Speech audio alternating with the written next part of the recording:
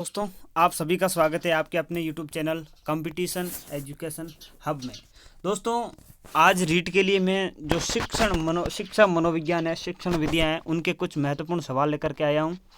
तो इनका जो क्रम है वो थोड़ा इधर उधर हो सकता है, लेकिन आपको सवाल देखना है और सवाल के कुछ के उत्तर मैं बताऊँगा और कुछ के जो उत्तर है वो आपको कमेंट बॉक्स में देने, ताकि आपका भी टेस्ट हो जाए और आपका जो नॉलेज है वो भी बढ़ जाए। चलो दोस्तों, शुरू करते हैं आज का पहला सवाल। देखो, आपको एक सवाल दिखाई दे रहा है।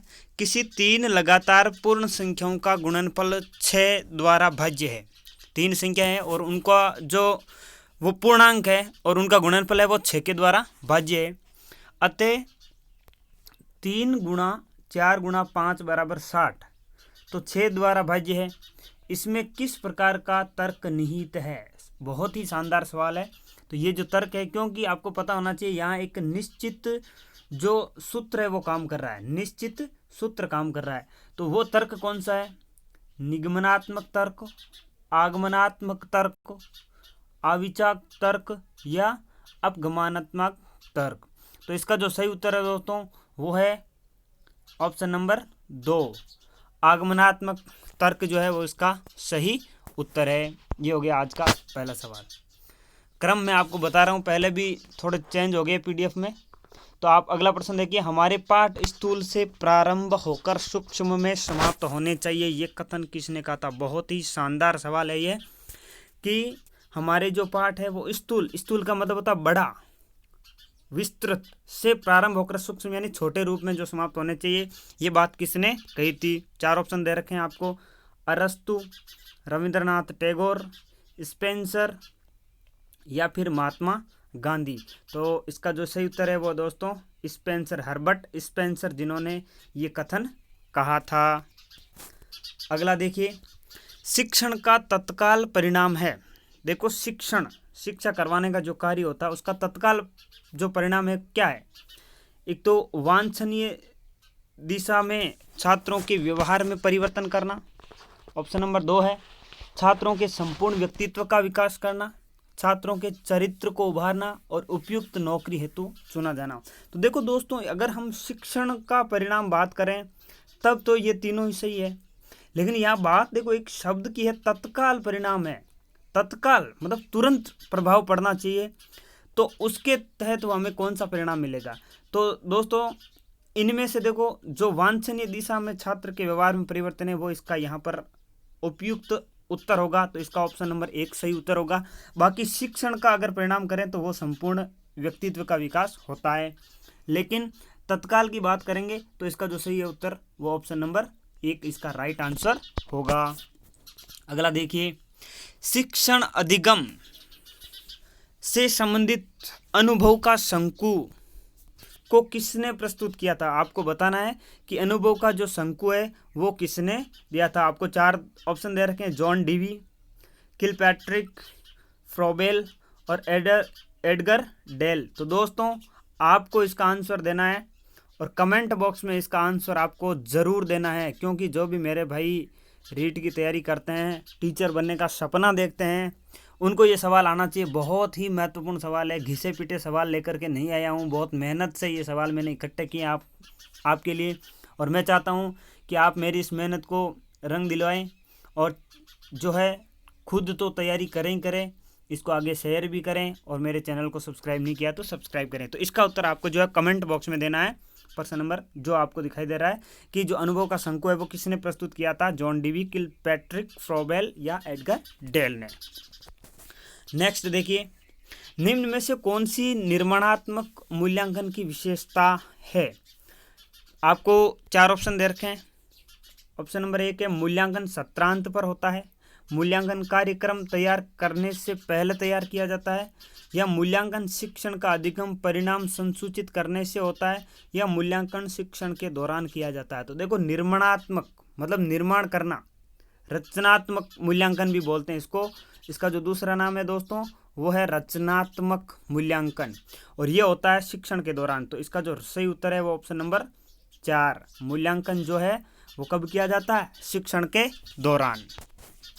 अगला सवाल देखिए, चार्ट बनाते समय किस बात को ध्यान में रखना चाहिए? तो देखो बहुत ही इम्पोर्टेंट सवाल है ये कि एक तो चार्ट की गुणवत्ता का ध्यान रखना चाहिए, या चार्ट का प्रयोग पर ध्यान रखना चाहिए, या उसकी सजावट या प्रयोग करने की अवधि। तो दोस्तों वैसे हम बात करें तो ये चारों ऑप्शन ही लगभग सही है, लेकिन इसका जो सबसे नज़दीकी उत्तर है, सबसे सटीक उत्तर है, वो है दोस्तों आपका चार्ट की गुणवत्ता। क्योंकि अगर चार्ट की गुणवत्ता अच्छी नहीं होगी तो उसका हम प्रयोग चाहे कितना भी कर लें वो ज़्यादा जो है बेनिफिट नहीं देगा।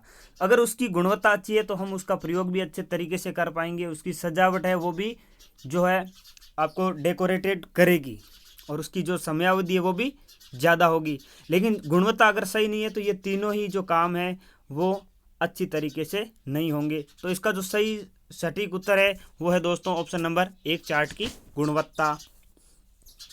अगला सवाल देखिए, बहुत ही महत्वपूर्ण सवाल है, शायद आपने आज तक नहीं पढ़ा होगा कि कस्तूरबा गांधी बालिका विद्यालय प्रदान करता है उच्च प्राथमिक शिक्षा, प्राथमिक शिक्षा, उच्च माध्यमिक शिक्षा या उच्च शिक्षा।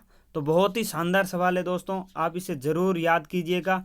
इसका उत्तर मैं आपको बता देता हूँ कि जो कस्तूरबा गांधी विद्यालय है वो आपके उच्च प्राथमिक शिक्षा देता है, मतलब 8वीं क्लास तक की जो शिक्षा वो प्रदान करता है।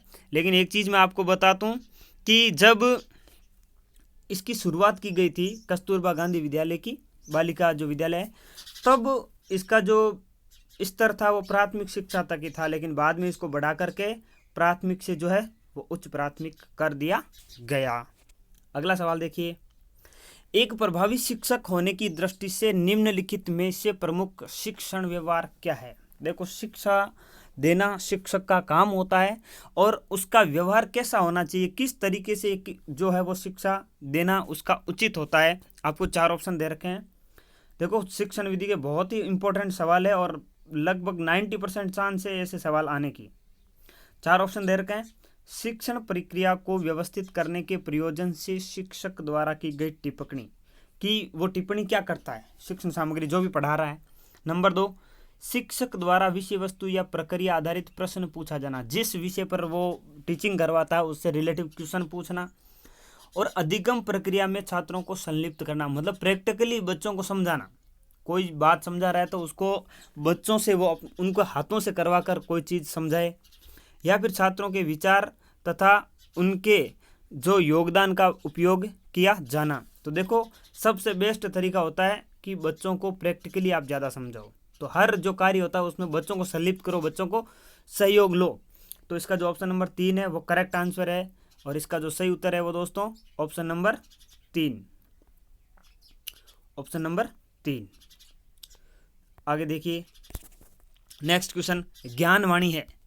ज्ञानवाणी क्या है? एक शैक्षिक दूरदर्शन चैनल है, एक आभासी कक्षा है, मूडल आधारित अधिगम है, या एक शैक्षिक FM रेडियो नेटवर्क है।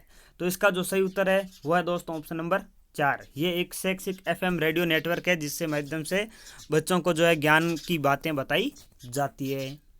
अगला सवाल देखिए, बहुत ही इंपॉर्टेंट सवाल है। बालक में अभिव्यक्ति क्षमता का विकास किसके माध्यम से होता है? अभिव्यक्ति मतलब किसी चीज़ को प्रकट करने की जो क्षमता होती है वो किसके आधार पर होती है? और इसको शिक्षक को जो सबसे ज़्यादा इसमें ध्यान देने योग्य बात है कि बच्चे में किसका हम ज़्यादा ऐसी एक्टिविटी डेवलप करें जिससे वो जो अभिव्यक्ति कर सके, किसी चीज़ को प्रकट कर सके, अपनी मन की बात को प्रकट कर सके। तो 4 ऑप्शन दे रखे हैं, रचना, पठन, वाचना और श्रवण। एक तो खुद के द्वारा कुछ चीज़ को निर्मित करने की क्षमता, एक पाठ पठन करना मतलब बोलकर बताना, वाचन एक्सप्लेन कर देना, श्रवण सुन करके। तो इसका जो सही और सबसे अच्छा माध्यम है वो है रचना। तो इसका जो करेक्ट आंसर है वो है दोस्तों रचना, ऑप्शन नंबर 1। नेक्स्ट देखिए, भाषा संसर्ग प्रणाली को निम्न में से किस अन्य नाम से भी जाना जाता है? इसका उत्तर दोस्तों आपको देना। बहुत ही शानदार सवाल है ये, और कमेंट बॉक्स में इसका जरूर उत्तर दें कि भाषा संसर्ग प्रणाली का अन्य नाम क्या है। निगमन प्रणाली, समवाय प्रणाली, प्रयोग प्रणाली या पुस्तक प्रणाली। तो आप सभी लोग इसका जो उत्तर है वो जरूर कमेंट बॉक्स में दें। नेक्स्ट क्वेश्चन देखिए, उपलब्धि परीक्षण व नैदानिक परीक्षण में अंतर होता है। उपलब्धि परीक्षण और नैदानिक परीक्षण दो परीक्षण होते हैं, उनमें किस चीज़ का अंतर होता है? 4 ऑप्शन दे रखे हैं, उद्देश्यों का, प्रकृति का, कठिनाई स्तर का, या कोई नहीं। तो दोस्तों इन दोनों में जो अंतर है वो होता है उद्देश्यों का। तो इसका जो ऑप्शन नंबर 1 है वो करेक्ट आंसर है। उद्देश्यों का जो है अंतर उपलब्धि और नैदानिक परीक्षण में होता है। इसका जो उद्देश्य वो अलग होता है, इसका उद्देश्य अलग होता है। अगला प्रश्न देखिए, मूल्यांकन का उद्देश्य है। इसका उत्तर भी आपको देना है दोस्तों कि मूल्यांकन जो हम करते हैं, एक शिक्षक जब मूल्यांकन करता है तो उसका प्रमुख उद्देश्य क्या होता है? बालकों को धीमी गति से सीखने वाले एवं प्रतिभाशाली बालकों के रूप में लेबल करना, जिन बालकों को उपचारात्मक शिक्षण की आवश्यकता है उनकी पहचान करना, या अधिगम की कठिनाइयों एवं समस्याओं का पता लगाना, या जो चौथा ऑप्शन है वो उत्पादक जीवन जीने के लिए शिक्षा किस सीमा तक तैयार कर पा रही है, इसका पुष्टिकरण करना। तो इसका उत्तर भी आपको देना है। अगला सवाल देखिए, आपके अनुसार शिक्षण की योजना पद्धति होनी चाहिए। जो शिक्षण की जो योजना होती है वो किस पद्धति तक होनी चाहिए? तो देखो, शिक्षक केंद्रित जो केवल एक शिक्षक तक सीमित होती है, प्रोजेक्ट केंद्रित जो केवल प्रोजेक्ट पर, और पाठ्य पुस्तक जो केवल बुक्स पर, और बाल केंद्रित जो बालकों पर केंद्रित होती है।